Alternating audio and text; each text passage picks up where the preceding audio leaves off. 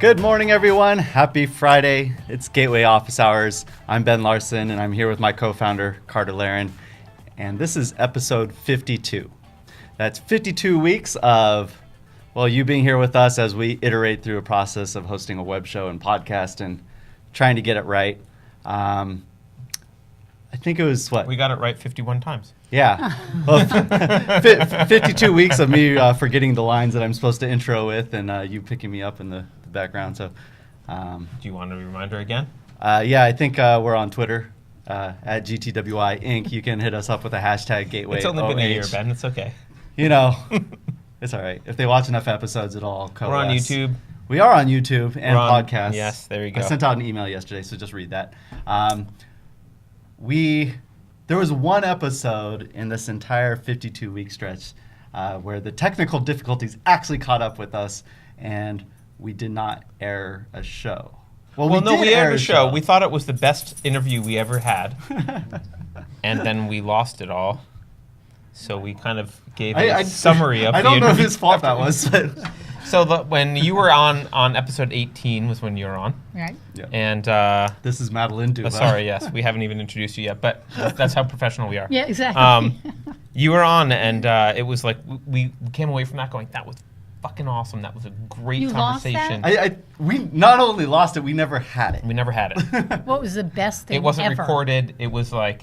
But I will stand by that was our best episode. It was. And no one got to see it. Yeah, so we just did like a rehash afterwards and broadcast it like, well, this is what Madeline said. We asked her for stuff.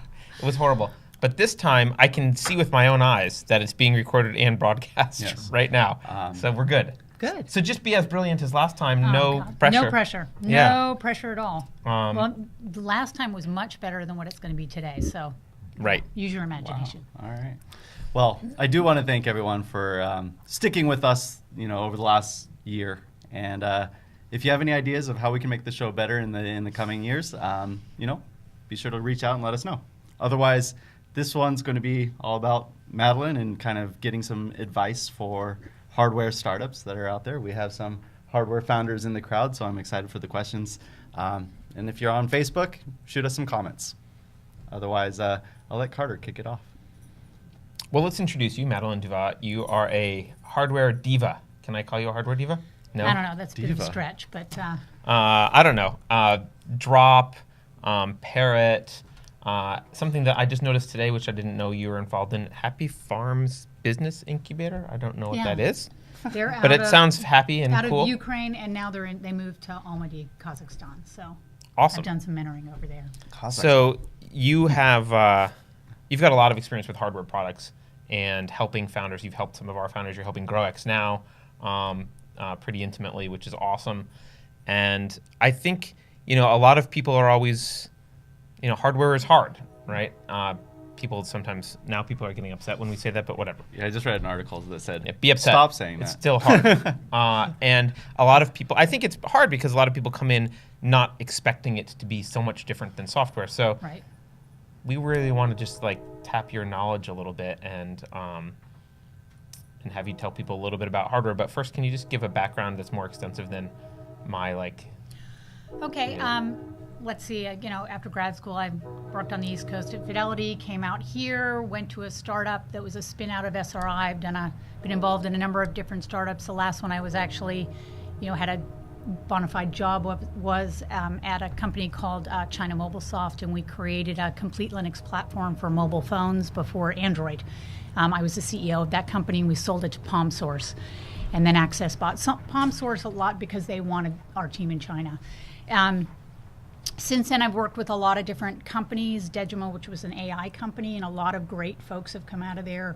Adam Chire that went to, created Siri, Baba Kojat who started Sentient, so that's in the AI space. And then I've done a lot in hardware, a company called PlantSense, which we sold to Parrot. Drop, which came out of Highway 1, which is a hardware incubator in the city. And GrowX, which is here, hardware out of Gateway. And a number of other, hardware companies, as well as, a SaaS company that's in the grants management space called Flux. Cool. All right, so you've done a lot of cool hardware stuff. I feel like you also advise a lot more companies than you're listing. Right? I do. So maybe we can start by just, from your perspective, what's the, at a really high level, what's different about starting a hardware company as a founder? Like, put your founder hat on. What are some of the kind of common mistakes? What's different? What things, people don't? Yeah, I mean, I know people don't like when people say hardware is hard, but it is hard because you're dealing with 3 different components. You've got software, you've got hardware, you have firmware. And that's a different world of what we're trying to, put together. So what happens a lot of times is founders are, they're onto the hardware, you've got a problem, all the resources go there, and you're like, oh, it's software, we can fix that, because software's not that hard. And so if something goes wrong, all your resources go in the other direction, and then all of a sudden you're launching with what I would consider, in many cases I've seen, beta software on production hardware. Right. And so I think, and connectivity is a lot more difficult than you think. It's not about just connecting via BLE or Wi-Fi. It's about doing it in a way that that it's elegant and magic for the consumer. So you want to be able to, launch the product. I mean, when you use Drop and you turn it on, you hit the button, and it's like, oh my God, they've done such a beautiful job of the connectivity. And I think those kind of things, those magical things, are what make people fall in love with your product. Versus then you're struggling, you're having to call tech support, you're looking up, how-tos on the net, and that can be very difficult. So I think it's not just that you have 3 different components, you also have a different customer support side, because it's not just something that's happening in the software. It can be literally a, hardware malfunction. Yeah, that's interesting. Do you have any thoughts about there's a lot of interesting hardware in China right now that's being produced for the Chinese market, but the kind of UI, UX is horrible. Yes. And I feel like if they could fix that, they could compete in the US pretty successfully, but that's where they drop the ball generally. Is that just my impression, or do you think that's no? I think it's true. I mean, again, it's the user experience. I mean, now you've got Twitter, you have Facebook, you have Instagram. People are very vocal if something goes wrong. Look at what's happened with United, right? And some of the things that have happened there. Yeah. Well, when you beat your customers up, that does. Yeah, cause it's problems. a little It's a extreme. great user experience. It's a little extreme. You get on the plane, you're hoping you're not going to get dragged off, but that's what happens. If something happens, people are very vocal about it, and then people listen to the thought leaders of, hey, I've had a really bad experience here, and then it's really how that company handles that bad experience and how they respond to you that makes the difference. But I agree. I mean, again, consumers are trying to do what they're trying to do. Like, if you buy Drop to make a recipe, you're wanting to make a recipe. You're not really, interested in how it works or how it connects or whatever. Just you want want it to work. You're trying to make a cake, or you're trying to Right. make dinner, and so that should be helping you in the process. So when products fail in that piece, I think it's hugely important, right? I mean, I bought a rice cooker recently, and the thing beeps, and I don't really understand what's going on, and I want to turn the beep off. So, Is and it I the can't. Zoji Rushi? Because they're great cookers, but they have this weird sing song. I won't malign this company on air, but To I our did millions of viewers. Yeah, I mean, I did a ton of research, and then again, how it works is super frustrating. Right. So I've seen a lot of these products that just don't deliver on the customer service side, and I think that's one of the things that China has to catch up on. They're very good at bare metal and working in those kind of areas. I mean, my team over there, did a great job in working kind of at the lower levels of things, but the user experience, I think, at the end of the day, is going to win or lose the game for you. So let's assume that you're a founder in the U.S. You've got an idea that involves hardware, and maybe you just don't know where to start. You hear a lot about, go have it manufactured in China, but that's all not always as easy as it sounds. Yeah. Can you kind of, walk us through kind of what the process you would recommend for someone who, let's say I had an idea for some hardware product. Yeah, I mean, number one, make sure your customers care. Make sure you actually know who your customer is and that they're going to care about it and buy it. And if you haven't done your, really getting stuff, even if you hand build it, or kind of understanding that your customer would be very upset if you took it away, then you're not ready to manufacture it. And I would argue to manufacture first in the US, because, China is for high volume manufacturing, and it's not, people go over there and think, oh, I'm just going to do it in China. It's going to be really cheap. This is how many I'm going to do. You can't just throw it over the transom. You need somebody on the ground there. I mean, at Plant Sense, we had somebody. We worked with we did a deal with with Black & Decker, and then they got bought by somebody else, and that was kind of a cluster. But they took over the manufacturing, and one of the manufacturers switched out a part. When you have sensors, those things really matter. It's not like changing a screw, right? So those things can really impact the product. So then we had to fly somebody and rework every one of the products. So those kind of things happen if you don't have somebody on the ground really working with those people to make sure that it's being performed to spec. And I think it's much better to do it here in the US until you understand, one, do people really care about your product and they're going to buy it in volume? Right. Do your first production runs here, get the betas out, get the feedback, figure out what's working and what's not. And then once you figure those things out, if you want to go to China or Vietnam or somewhere else to manufacture, great. But I think it's really dangerous when somebody's like, oh, Target's really interested and they're going to put it in their 1,800 stores. And it's like, yeah, well, Target will throw anything against the wall. A lot of these manufacturers want to be part of this whole new connected space. But if it's not working, all 1,800 of them come right back at you. Right. And now even Target will throw it in a few hundred and then tell you to go pound sand if it Right. doesn't perform well, right? Yeah. Yeah. So this is interesting because it in a sense, it's similar to software advice. Do customer development before you spend Absolutely. time. But when you're writing software, you're basically just risking a little bit of your time and your sweat. And if you make a mistake by writing a bunch of code that no Right. one wants, it hurts less than if you spent a lot of time and energy manufacturing something that no one wants, and money. Yeah, absolutely. I mean, you've got tooling to do, Yeah. right? You have some real big startup costs that you do not have in software. And especially, since the Great Recession of 2008, prices have really come down. I mean, before that, we used to buy servers at $5,000 a piece, and you're, putting those in there. Now we have Amazon, you have Google, you have all these ways to do that basically for free, Yep. at least until you get up and running. And so you didn't have those hard costs on the infrastructure side. So we have none of that. So software, your risk is so much lower. Yeah. I mean, it's great because it's easy to start a software company. It's also bad because it's easy for everybody else as well. Right. So, but with hardware, you've got a physical device. And, we've got another company that I've been working with is a company called Carbine Coffee. We don't actually have a website, but we're working on a coffee grinder for B2B. And, we're creating devices, and it's like, let's get it in the store and understand workflow, right? You look at a lot of these companies that have gone out and built products and then haven't really thought about how do they fit within the workflow of a company if you're doing B2B versus B2C. Right. How does that work? And then, you can build a very complex, expensive machine. I mean, look at Juicero, right? They spent a ton of money, and, you could hand squeeze these things. And some of the stuff that they've done is great because they did create this whole supply chain. But until you know that somebody's really going to want it in the end, that's a really risky business to infuse all that money in things that may not pan out from a customer demand. Customer demand point of view. Yeah, that's really interesting. You touched on software and kind of hardware's use of kind of like interacting with the phone and the user experience and all that kind of stuff. And I heard recently that basically hardware has turned into software with the added complexities of hardware. And it's like, basically saying that every hardware device is now a software device as well. And do you think that's necessarily true? Like, should founders be finding ways to integrate their hardware with an app or something like that? Is it always necessary? Kind of like. I don't think it's always necessary. I mean, I think you have to figure out, are you going to provide value to the customer, right?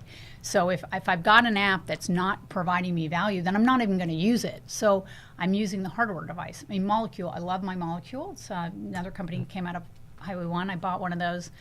And the app, and I've given them a ton of feedback. The app is, like there's simple things that they could do, like tell me what the air quality is outside today. It has nothing to do with their product, but it could, bring me back to the app to be interested in it. So, they're working on those kind of things, but Right now, I just go up to the thing and turn it on silent, turn it off, or, Right. I don't really need that. And the reality is, don't force it if you're not providing value, because you're just incurring more costs, having to, write for iOS, then write for, Google, and then trying to do 10 different things when you're kind of like, Android, it doesn't, you write for Samsung, it also has to work on all these devices. It gets costly. So if you're going to provide value, absolutely do that. But sometimes people are connecting things that don't need to be connected, or their app is really something that should be more back end rather than front end, until they figure out what is that piece of value that I'm going to provide so that the customer cares to open up the app. I mean, how many apps have you downloaded and you never looked at again? Well, Most of them. Yeah. 95%. Yeah, you open them, and then how do you get somebody to open it? Or you might open it once and you're like, this is absolutely no value. Right. Delete. Right. Yeah. So I want to get back a little bit to the hardware founder perspective, because the other thing I see with hardware founders is they tend to want to go write checks to people to help them with a bunch of stuff, and they underestimate how many checks they'll need to write if they go down that route, right? Like, oh, well, I'm going to have someone design this. Oh, I need a separate person to design the electrical. Now it has to be, that's not the same as DFM. Like, now it has to be, I don't know that everyone kind of understands the process. It's not just that you come up with an idea and, get SolidWorks and you're kind of done and you can ship it to a manufacturer. Do you want to kind of talk about that, and what would you recommend a founder do? I'm not a fan of writing checks to people. I'm a fan of doing it yourself, but Right. I mean, there's an issue at that. Yeah. I mean, it's very different than producing a glass or something where, then you're done, right? Right. Now you've got a board, you've got firmware, you got, sensors, you've got all these different pieces in that. So it really depends. I mean, hopefully they've had some experience. Either they've been tinkering all their life and they have some idea, or they've used Raspberry Pi, or, some of these projects and products that they've kind of pulled apart and have an understanding of. But I think a lot of times in the end, I mean, even some of the smartest people I know, like iFi had one of the best teams. Like, I mean, from, some of those founders, Baron and Eugene, some of the brightest people you'll ever meet, right? Yeah. And they still would get help on, how do we build that antenna, or what do we do about this? So I think you need to find those specialists out there, or, work with a different group that understands how to build a board, right? Or how to do this, get the right manufacturing partner. A lot of times people will pick a manufacturer because it's cheap or because it's this, and it's like, have they built anything like, have they ever built something with a sensor before? Right. Those kind of things are important to get people that have the experience. So I think you got to do a ton of research, and I think you need to get good, advisors or check writers that have done stuff before that can say, hey, pick up the phone and talk to Ologic, or pick up the phone and talk to these people, and those things I think are really going to help, because it is a lot of check writing. And it sounds like it's a lot more specialists involved, whereas like one good software generalist can hack his way through an entire app, even the back end and the front end, without being an expert at really anything. Yeah, right? get a really great and then you can hire someone later engineer, to kind of like, now we need it to be architected a little bit different on the back end, and that's a later problem, right? Right. But getting it to kind of work and look fine, one full stack can do it. But that person doesn't exist in hardware. There's not like a full stack. I've never seen like a full stack hardware person who's like, yeah, I do the mechanical design, I do the electrical design, I do all the DFM. Like, I've never seen that.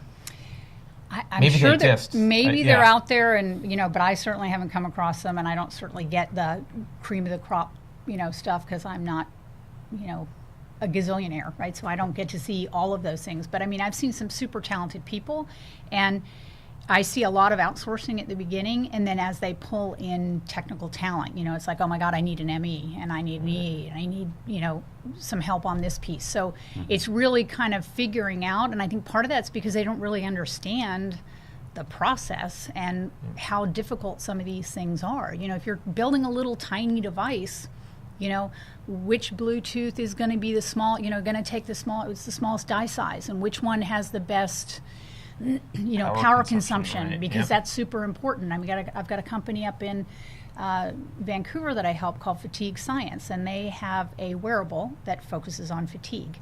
And this is not for individuals, it's for, they've got a lot of sports teams, the major, whether it's basketball or baseball or football, a lot of those teams use it, but the real win for us is going to be in mining and trucking and things like that, because if you look what happened to Tracy Morgan, and it was Walgreens, right? It was a Walgreens truck. I think so, yeah. And it was a $90 million lawsuit that they lost because, and when you look at it, what happened is Was the driver fatigued? I don't know the details. Yes, the driver had already driven like 12 to 14 miles before he got to the job site.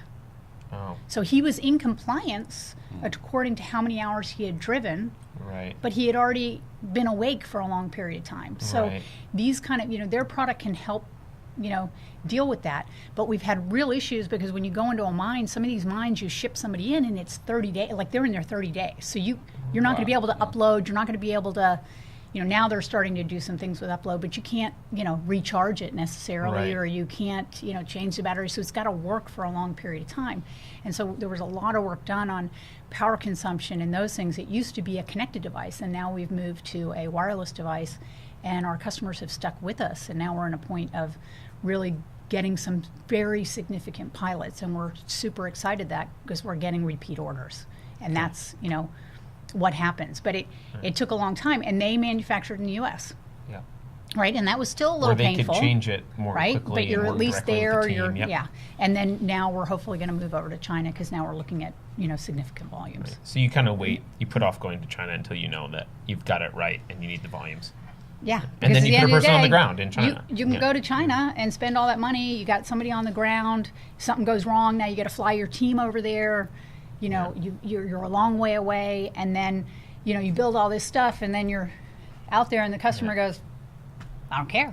Yeah. Doesn't solve my problem. Yeah. You didn't do this," and now you're like, it's not like going back and changing some code, right? And adding a feature to the screen on the iPhone or I have a Android warehouse device. of 10,000 units now. And now, Oops. So what do I do with that? So can we talk about how you get to those 10,000 units? Like a lot of people come in saying, "Oh, I'll do a Kickstarter campaign or something like that." And I know we've talked about this in the past, but things evolve and change. And to what extent would you recommend, or if at all, people using Kickstarter to kind of get those pre-sales done so maybe they can get to volume sooner, and then maybe ramp up production? I think if you're going to do a Kickstarter or Indiegogo, one of those kind of things, be a lot farther along than these people are. I mean, so many times, it's like, I'm still waiting for some of my products. So how far along should you? Think like 80% of Indiegogo products that get funded never ship. Yeah. Right. Can I go grab a frame off my shelf? Yeah. Go get the thing. Ben loves. He puts it up here just to piss himself off every day. Oh. This is the. What's that one? The coin. The coin. Oh, the coin. It shipped so late that it was obsolete by the time he didn't need it. Or, Well, Birdie. I still don't have my device. Right. That was a couple of years ago. Yeah, I paid it's money ridiculous. for it, and I haven't seen it. And, I like the team, but, and I know a lot of these guys, so I buy stuff. But, because you're trying to support the community and all of this stuff. But, have an understanding of what it's going to take and then communicate honestly with your customers. A lot of times you get these long texts, and at the bottom it's like, "Oh, we're going to be late." Instead of coming out and saying, "I'm going to be late, and here's, this is when we think we're going to be shipped, and now the new ship date," and be very clear about the reality of that. And then say, if you want to learn about what happened here, but don't force people to read your whole, "Oh, we're doing it in your best interest." You're trying to bury the facts. Right. So that people don't see the late part as much. Right. Or whatever. And I think, at this point, I'm not buying, I'm not that interested in buying a pre-shipped product anymore. And I've bought tons of them because I have so many that have never shown up. Don't even know half of them. Sometimes you get something in the mail and you're like, "I forgot all about that." Right. Well, that was the coin, I think, for Ben. Yeah. Right? Yeah. No, it's like 2 weeks after I received it, all the cards were flipping over to the chip. Yeah. And I was like, that's useful. I'm like, great. Not? Yeah. Right. So when should you start a crowdfunding campaign if you're a hardware founder? In order to kind of be responsible about it, when do you flip that switch? Well, I haven't looked at it lately, but I really think that you need to go through a lot of the iterations to kind of know one, the customer, some people are doing it to get customer demand. Yeah. But if you don't have any idea of how difficult, and some people think they do, they're like, oh, we can ship this in a year. And it's like, one of the companies I'm working with a year ago at CES, I told them, and I won't name who it is, but I said, you're not going to ship in the U.S. till 2018.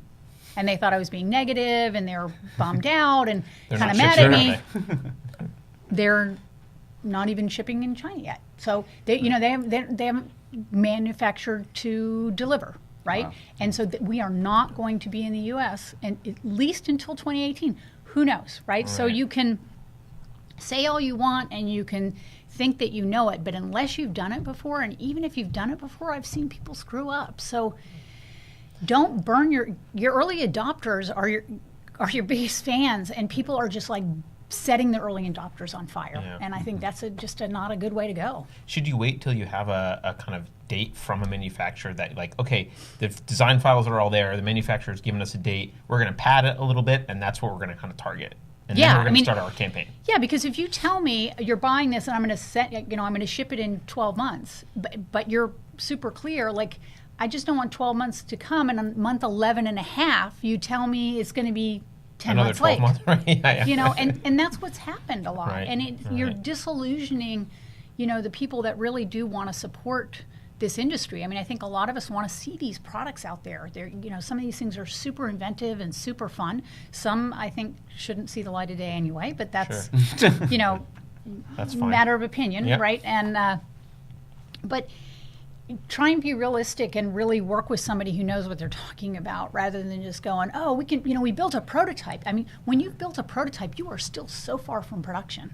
Right, and people don't realize that, I think. Yeah, because, manufacturability of that may not be possible the way you designed it. So that's the other thing. I think people don't understand a lot of times the difference between a design that's fine for hand manufacturing as your prototypes and a design that is manufacturable at scale at any reasonable cost, right? And that's where this kind of DFM step comes in, which I think people a lot of times skip. My theory on a lot of the failed hardware shipping is they've got a prototype, they think, okay, great, now we can do our pre-sale campaign, and then they realize that there's this ugly beast called DFM that stops a whole bunch of stuff they planned to do, and they've got to do some redesign, and that's what throws them off kilter. Absolutely. And then you have to change something you didn't imagine that you have to change, or something just will not work the way you've thought it was going to work, and that's what you've kind of sold to your customer. Right. When Tile first announced, right, so full disclosure, I have worked with Tracker, right, when they were Phone Halo, now they're Tracker, they're selling really well. Great little product, replaceable battery. The thing I always had a problem with Tile is not a replaceable battery. That bums me out. That's why I never wanted one. Because I think we need to be responsible and not have throwaway products. But when they first announced it, and then we were showing the pictures, right, of what you were buying, it was a particular size, right? And I was like, they 3D printed that. That is not true. I know those parts. It is not going to be that small. And people are like, oh, you don't know what you're talking about. And lo and behold, it came out, and it was much larger than it was, than what they said what it was. So, again, not having an understanding of, somebody being able to do a board layout or do those kind of things. Like at iFi, they built it into the, we did it with resin. I mean, I have an old one where you can see all the parts. And there was still a risk that we weren't going to be able to get a printed plastic around that, because you're taking an SD card. So if you don't know what iFi is, a wireless SD card for digital cameras, so so that your files would magically move from a really nice camera instead of your crummy little phone camera up to the cloud or onto your phone. But getting that manufacturability, that was not easy, because it was an existing product, and then we were stuffing a Wi-Fi chip in there and an antenna that had to work. Which is a black art all in and of itself to get antennas to work. No kidding. Inside of a body of a camera, right? And so there was a wireless trace antenna around the edge of it. But then you got to get plastics around that. So even when we printed it, and they'd done it with resin and sanded it down, it was still like, are we going to be able to get the plastic? And we did. But, again, we didn't go and try and pre-sell it and do that. We knew that we could actually build it, and when we announced it, we were able to ship. Right, yeah. So what about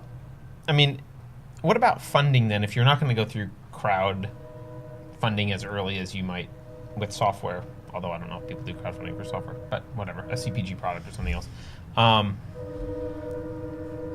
As an angel investor, do you look at hardware startups differently, and like what do you expect out of hardware startups? And because they tend to be much more capital intensive early on, so Right. if you're looking at hardware startups, what do you need to see in order to be able to write checks, and what does that process look like? Well, it used to be that you did a crowdfunding campaign, and then you went to the angel or the VC and said, "Look, 1 million people want it," or "I've got 1 million in pre-sales," which it's a very small number that actually get to these high numbers. If you look at the percentage of how many, hundreds of thousands of now campaigns that are out there, but now, I mean, you talk to a VC, you talk to an angel, and they don't really care because, again, you need to prove to them about the customer demand. Because at the end of the day, you can ship a product, but how many are going to sit in the drawer? Right. I mean, how many products do you guys have that you've bought that you do not use? Right. I have stuff littered all over my office. Now, granted, I buy stuff because I'm interested, but there are products that I buy because I think I'm going to use it. Yeah. And I think have... I know someone like that. Which one? Are you to share? Oh, it's him. Oh, yeah. So you buy this stuff, and and it's sitting. Damn it. The whiteboard thing? Come on. That's super cool. I'm going to use it. You bought it like 6 months ago, and it's been sitting there. We moved offices. Yeah, but that's what happens, right? Sorry. You don't. So We'll cut so that you have part out. no sense of how people are people actually going to use it? So Yeah. at the end of the day, you might get that many pre-orders. But I like to tell people those may be the only orders you ever get for this product, because because the people that buy on there are also self-selective. Like that's not Middle America. That's not outside of the Valley bubble. Right. And when you show it to your friends, of course they're going to tell you it's cool because they're your friends and they want you to still like them. Right. So they're going to say, "Yeah, it's a great idea." Right. And there's gadget geeks who are just going to buy stuff because it's like, "Oh, that's cool. I want to check it out," and Right. Frankly, maybe it will give me an idea for something else, or I'm investing in the space, so I want to be familiar with products coming out, or whatever it is. So I think you really have to, at the end of the day, I mean, whether it's an angel or a VC, they're really interested in investing in a really great team that's passionate about solving an important customer problem, a problem that the customer really has in a really big market. Yep. Right? I mean, and if you don't have those three things, then go somewhere else because and get your friends and family or take out a loan or mortgage your house or whatever you want to do. But at the end of the day, or don't build or don't it. do that. Yeah. But, some products are going to be good and you could have a good lifestyle business. But, those... But not venture backable, Yeah, is what you're saying, right? Those guys are looking for every single company to return the whole fund. Right. People are like, oh, no, they're looking for... No, they wanted to... they're looking at every single investment as a possibility to return their whole fund. Yeah, we've talked about that before, and it's a lot harder than people think. Yeah. Especially with hardware, because you also have this other issue with hardware, I think. I mean, correct me if I'm wrong, because you're more of an expert than I am, but it seems like you can have a hardware company that has one successful product. And that product actually might do pretty well, but it doesn't mean that the company itself is going to be a fund returner. There needs to be the next product and the next product, and almost kind of like games where you had one-hit Candy wonders. Crush. You got the one-hit wonder, and then it's like, whoop, and then it falls, right? So Yeah, and I think people have to have a strategy beyond the hardware. So like a drop, that we had to create a piece of hardware to instantiate what our vision was, and that is to create, this kind of recipe platform that we could work, be kind of the Switzerland and work with all of the manufacturers and integrate our hardware and software and be the software platform. And we're starting to see that come to fruition, right? So the hardware is an enabler to a different business, basically. Exactly. Well, and that's an interesting topic because, we start pretty early with a lot of companies and we're working with them on their vision. And just this week, we're working with one of our companies and we had to ask them, it's like, are you a cannabis device company or are you a device company? It's like those kind of decisions at the very beginning. Are you going to go into recipe management or are you going to go into kitchen devices? Right.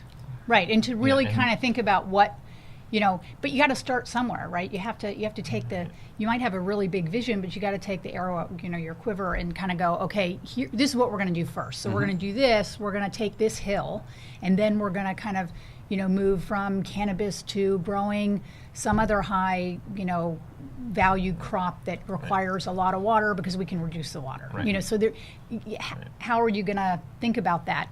Same thing with drop. It's like there are a lot of manufacturers out there. They're not going to work together. In the kitchen, you don't want these little isolated things. I mean, no one's really conquered the kitchen yet. So our idea, and we're starting to see that. I mean, we've now got several relationships with large manufacturers. I know Bosch is one that we can talk about, but I don't know the other ones that are under NDA or not because I'm a board observer, so I forget which is which, so I just only talk about the one I know. Right, yeah, I just don't talk about it. But those kind of transitions are tough, right? And you're also looking at how are you going to get value out of, everybody will tell you, oh, then the data is going to be worth so much money. Yeah, but that's very nebulous. That worked 5 years ago, maybe. Right, but and it just doesn't work anymore. Yeah. Does the customer really care about it?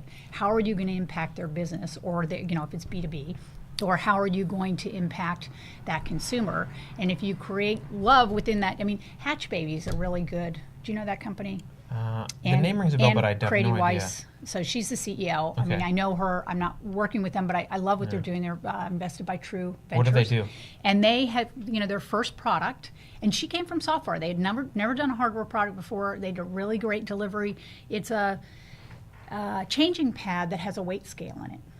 So when you have a baby, really important thing is, the weight. You're like trying to tell the to do, doctor but that the baby's sick, and I've changed the diapers this many times. Now you have a real issue of how what the weight is, and now they've come out with a nightlight.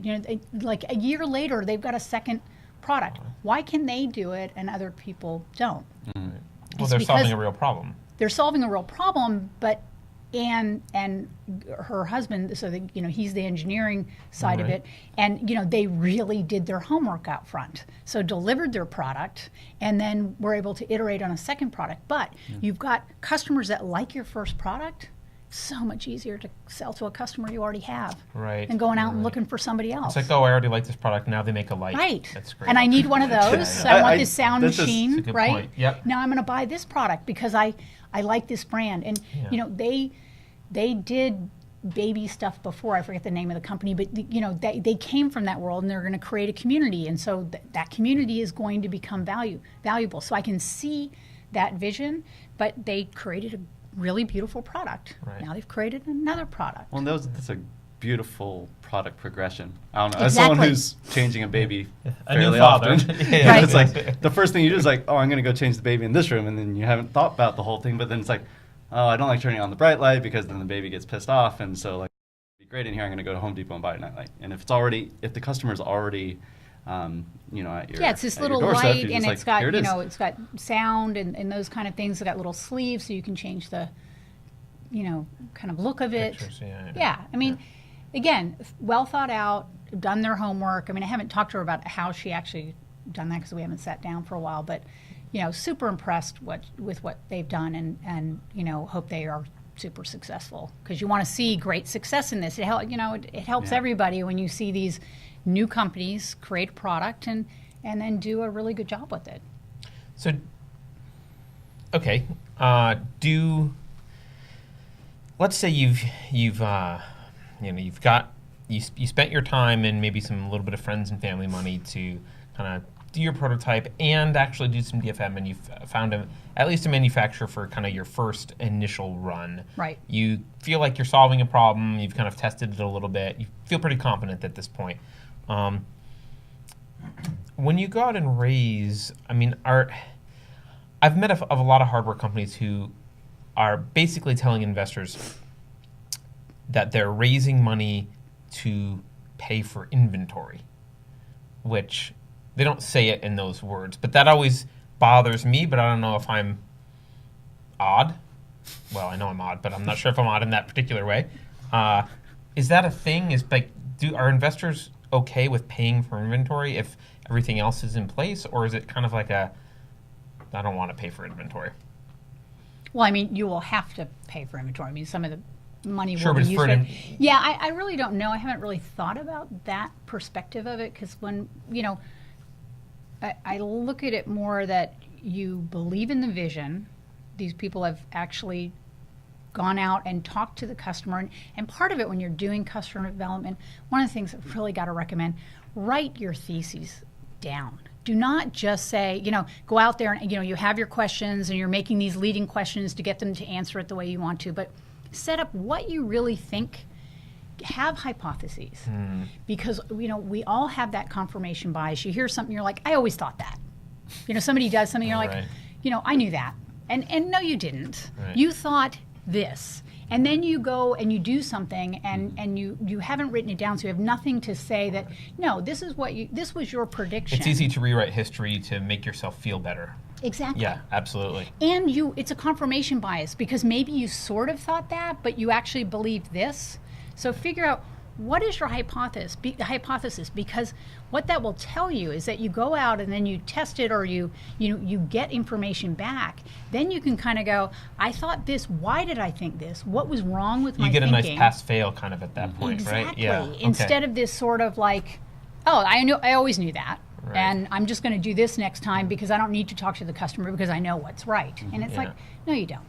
Talk to the customer. I've plugged this book before, but it sounds like a good opportunity to plug it. Have you read The Mom Test? No, I haven't. I've heard of it. It's a super thin, I'll go get that. easy to read book, but it's about customer development, and it's kind of teaching you not to say what a lot of people do. Is they kind of do the equivalent of like, Mom, I made this thing. Do you like it? Right. Right, and it's like, that's kind of what they're doing, right? Yeah, of course, honey, you're the best. Yeah. Right? I love you. And that's how most people do Right. customer development, not that blatantly, but instead of trying to kill their idea or having a really objective thesis and unbiased questions, they're kind of looking for that confirmation bias. And it can really kill you. Well, and it's important to have a very focused customer that you're going after, because what you'll do is, people are like, I've talked to people and they'll be like, what, I'm doing a food product, everybody eats. And I'm like, oh, please, dear God. 7 billion people, of course, will buy my product. I'm going to sell oxygen because everyone breathes. Right? So you just kind of go, seriously, people, like, who are you going after? And that also can help your product decisions, because because you're going to always have that very loud vocal minority. Yeah. And we had that at iFight. Like, people wanted this button and that button. And it's like, this is our target customer, and does our target care? And if our target doesn't care, then we shouldn't care about it. It's not, and in many cases, the long tail might care. There might be like some. Well, and the reality is, a lot of times, yes, those people will care and they'll bitch and moan about it. Right. But the reality is, they'll buy your product anyway because they can't get that product anywhere else, or at the price point, or whatever. And so they live with those, those imperfections from their geeky perspective. Right.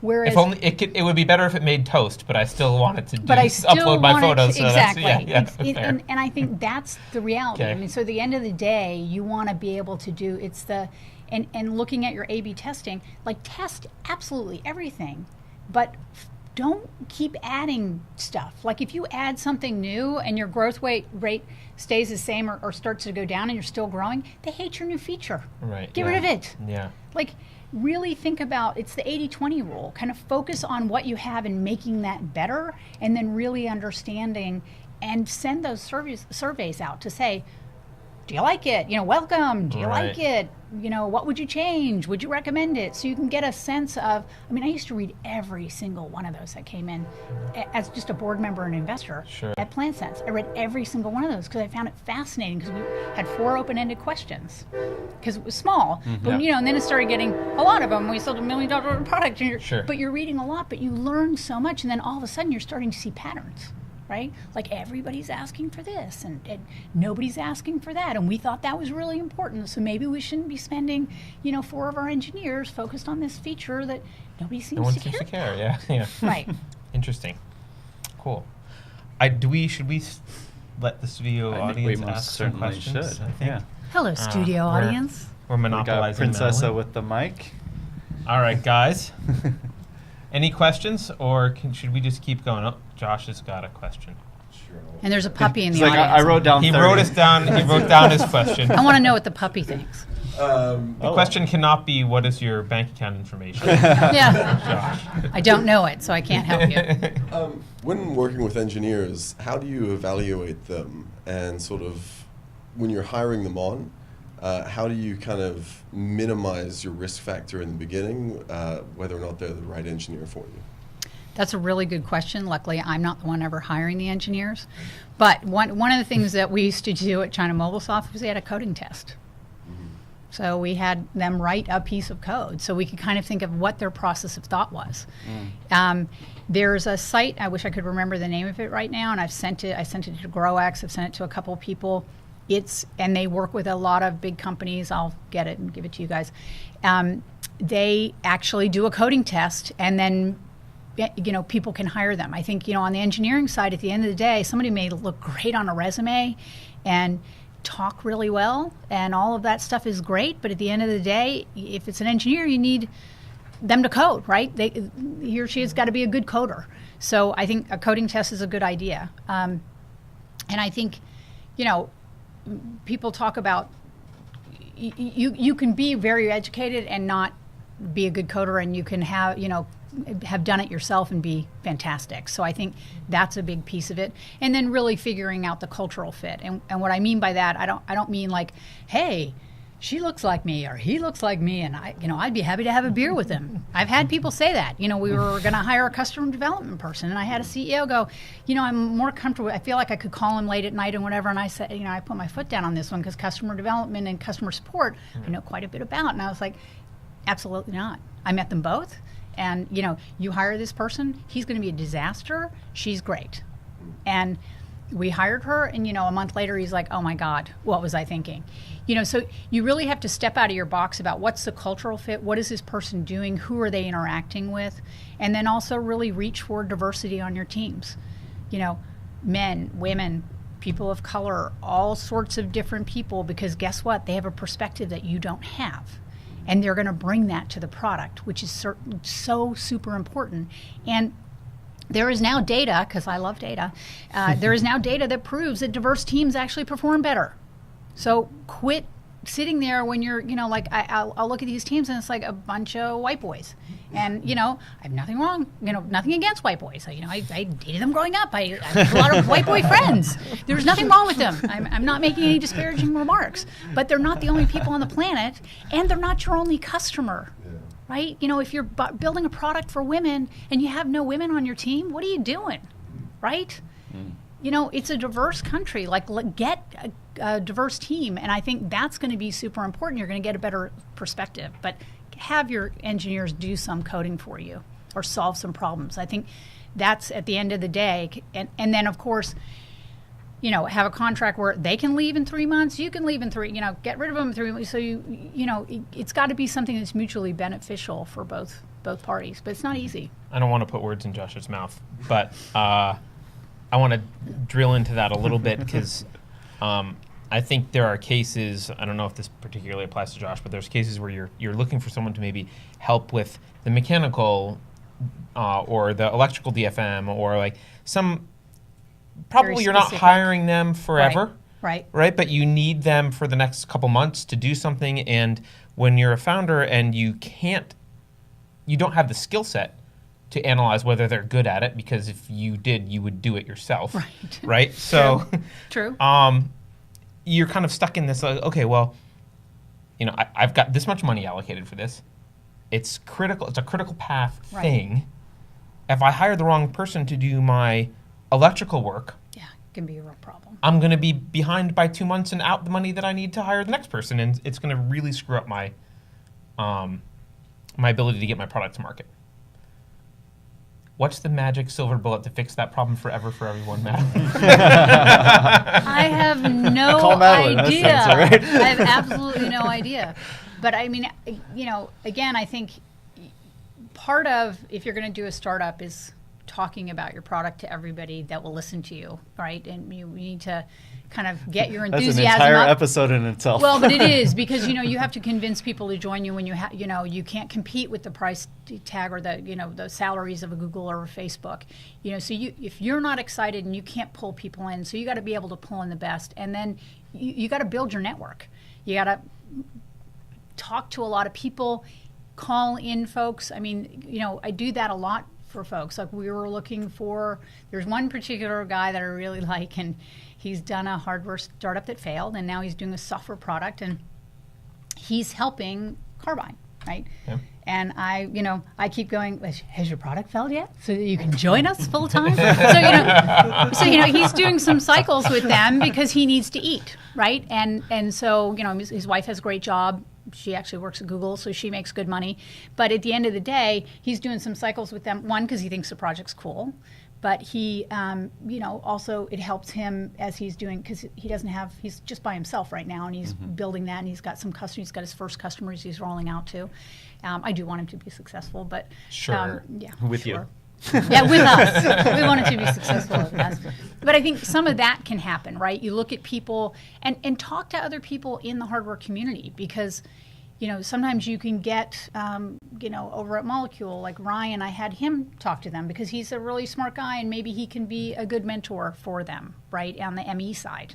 So that's a good point. So you could have mentors that can vet them. Right, exactly. Even if the mentor says, like, I can't put in 2 months of work for you, but I can help you vet a person that you think might do this. Exactly. So, use your network and then do references, not just who they tell you, do the back channel. You can look on LinkedIn, who are they connected to?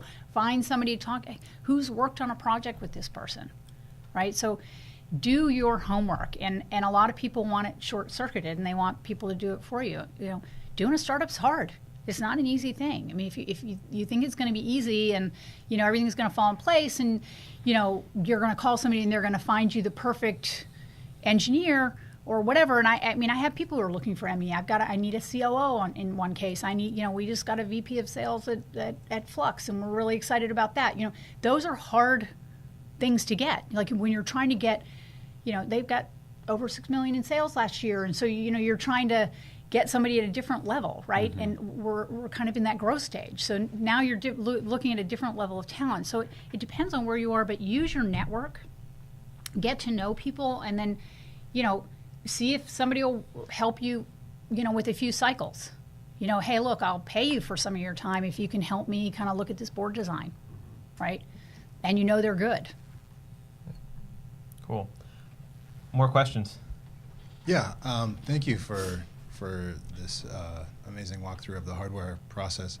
I'm really grateful for what you said about having inclusive teams, because the audience doesn't always reflect the team makeup of products.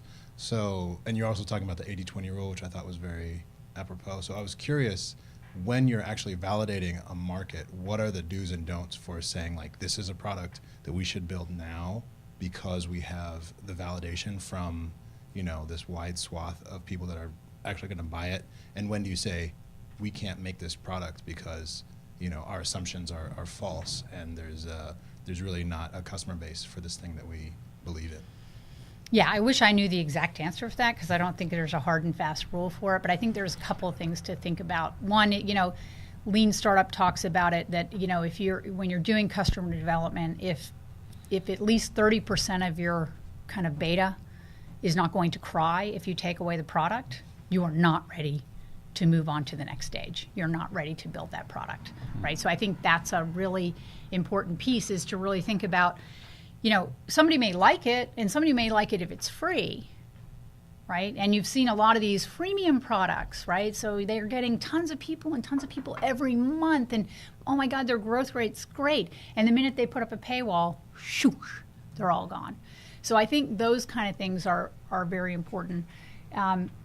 I'm trying to think of what was the other piece of your question. So I think really focusing on the problem itself. I think what happens a lot with startup folks is that you build something, whether it's a piece of software, an app, or a physical device, and you fall in love with your solution. And then you're trying to shove your solution down everybody's throat. At the end of the day, you have to be willing to abandon that. You need to fall in love with or hate the problem so much that you want it. Like, this is such a problem, it drove me nuts at my job or in my life, or all of my friends have this problem, or I see this social issue that, whatever it is, either be so in love with that problem and understanding that problem, being passionate about solving that problem, and whether you hate it or love it, because that will be a much better guiding light than building something and going, but why doesn't anybody love my product? Your product isn't the answer. If your product isn't solving the problem, you don't have a product, because nobody's going to care. Yeah. Amen. Great advice. Any other questions from the audience? All good. I got one more to Oh, I'm sure. sure you do. Where's the mic? Does he need a? Yeah. So for hardware companies in specific, when they're going out and they're increasing their valuation, what are the specific milestones that you look for, or the traction that they've gained before you're like, okay, you can kind of move on to the next step, or you've graduated and you can go on to your next round? Well, I think part of it is having a plan, right? And so you're saying, I've raised this seed money and here's what I'm going to do with that. And again, writing down your hypotheses, because if you don't, you're going to delude yourself that you're making progress and you're not. Having, understanding what your metrics are. What are your KPIs? What are the most important things, your key performance metrics that are important to you? And when you're developing a product, it's different. It's like, how many bugs did we squash this week, or how many do we get another developer on board when we said we're going to do it? So have a plan and then see how you're tracking to that plan, and then if you're not embarrassed by your KPIs, you probably have the wrong ones, because you're creating vanity metrics that, well, we're adding this many users a week and none of them are 3 months out you have 0 users from month 1. Right? And that's a problem. So really kind of understanding what's important for your business to help it grow. And I think if you track that and then you talk to folks, right? And if I come to you and say, hey, look, here's what we're going to do. And then I come back to you in 6 months and I say, here's what I said I was going to do. This is what I told you. Here's what we did. And I did these other 1 or 2 things, right? Then people are going to go, wow, that's pretty impressive. People start to lean forward to say, I'm seeing measurable progress. This team is telling me one thing and they're delivering on that promise. Those kind of things are super important, because people will say, oh, I'm going to get 1 million users by August, or I'm going to have X number of recipes by this day. And then you don't deliver it, and then people are like, why should I believe anything else you're going to say? So I think those things are important. And then you can do things like LOIs. I think LOIs work better in a B2B situation than, again, the Kickstarter thing. You sell 1 million units and then a lot of people are like, yeah, but are people going to use it, right? So what's the feedback? Have you done a proper beta? And a lot of times what happens is something goes wrong. So a lot of people I don't even see doing Gantt charts. Maybe that dates me when I was product manager. It's okay. I had a Gantt chart, and you'd be kind of go, oh, we missed this date, so the whole thing shifts. And people are like, oh no, it didn't shift. We're just going to compress this. And it's like, well, then you gave me a crappy, project plan in the first place, because you don't understand your thing. And actually, most of those things are probably going to take longer than you think. So even if you're hitting every milestone, you might be late. And if you're missing them, I can guarantee you're going to be late. So if you really understand those kind of milestones and then kind of track to those, I think that's it gives people a better sense. And so particularly with hardware for the consumer, so what? You shipped it. Now, does the user care? And so, okay, now you've had, 50% of them registered. Okay, not incredible, and then 2 months out, it's all in the drawer because people are having problems. And I think people really, when you do your betas, you need to understand more. Quit focusing on the people that love it. Those are super important, but focus on the people that don't. Because what are you doing wrong? What are you missing? Why are people not, like, they signed up, they bought it, maybe they paid you for it, and now they're not using it? Why aren't they using it? What have you missed? Was it hard to install? Did your onboarding process suck, or you didn't have one, which I've seen on many products? There's 0 onboarding. It's such an opportunity to pull your customer in, and people forget about it. So kind of look at what's going wrong and try and figure out where things are breaking down. And I think we don't do that. We kind of focus on, oh, all these people love it and they love me and I like being loved and that feels good, instead of, you said it sucked. Right. Why do you think it sucks? And maybe I don't care because maybe you're not my profile. And then it's like, okay, you're an outlier.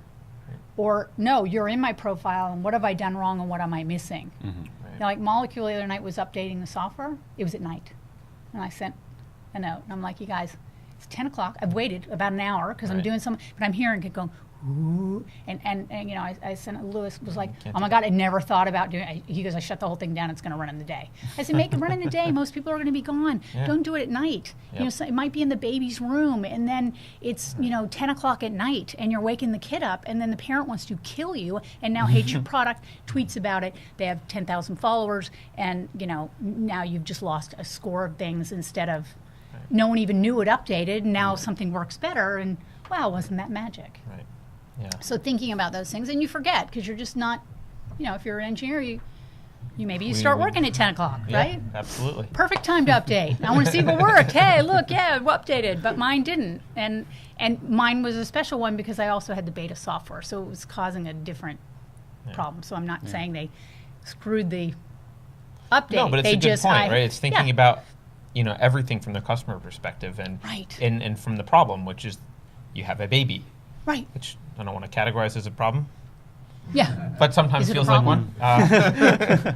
Yeah, but I mean, right. it happened because I had beta and production software, so I that's me. I'm the human pest strip. If something goes wrong, I'm going to have the 4 things that come together, whether I do anything or not. I don't even have to touch the software. It will implode, and that's why a lot of people like to give me products to say, see if it'll break. Break it. What's the opposite of the Midas touch? Is there like Yeah, a- I have the I don't know, kryptonite touch. Yeah. Right. The Grim Reaper. Right. I am the. It's The horrible. Grim Reaper of hardware.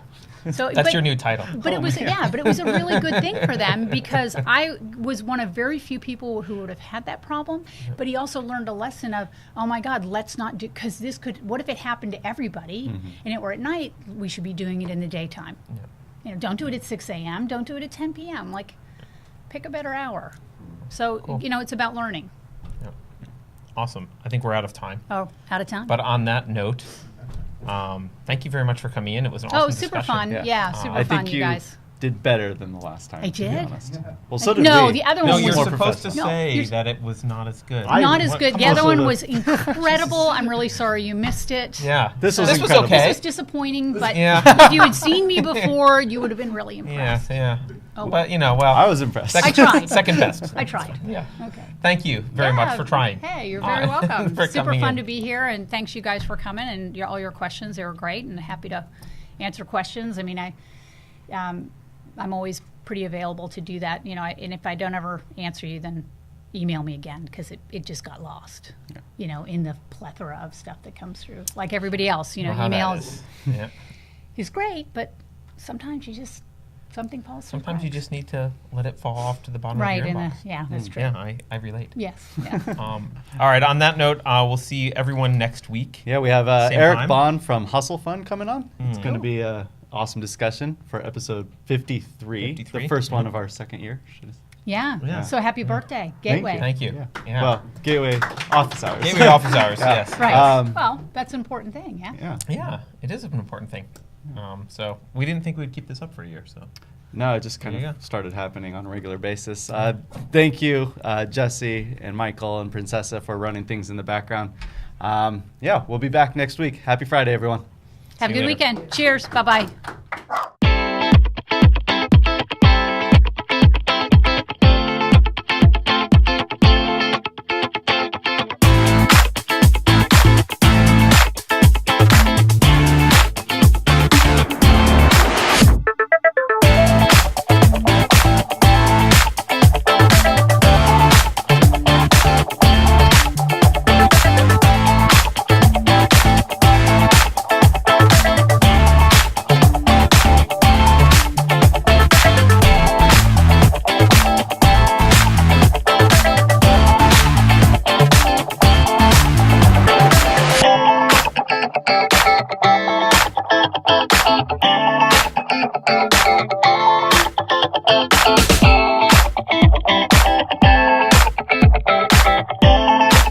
Thank you.